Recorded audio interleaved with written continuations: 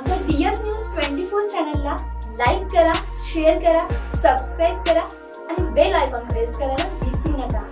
नमस्कार, मी अश्विनी पुरी, DS news 24 मध्ये आपल्या सर्वांचं स्वागत। बघणार आहोत बातमीचा सविस्तर आढावा।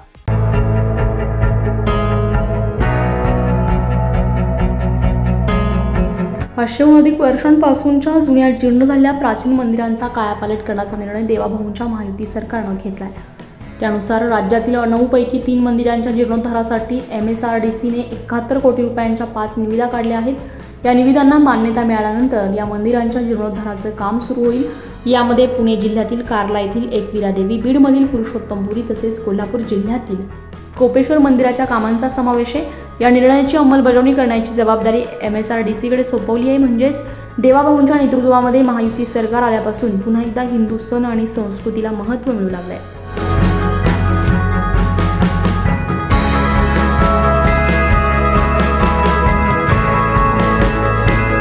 डीएस न्यूज 24 साठी अश्विनी पुरी, मुंबई। अशाच नवनवीन घडामोडी पाहण्यासाठी पाहत रहा डीएस न्यूज 24। तोपर्यंत मी अश्विनी आपली रजा घेते। नमस्कार।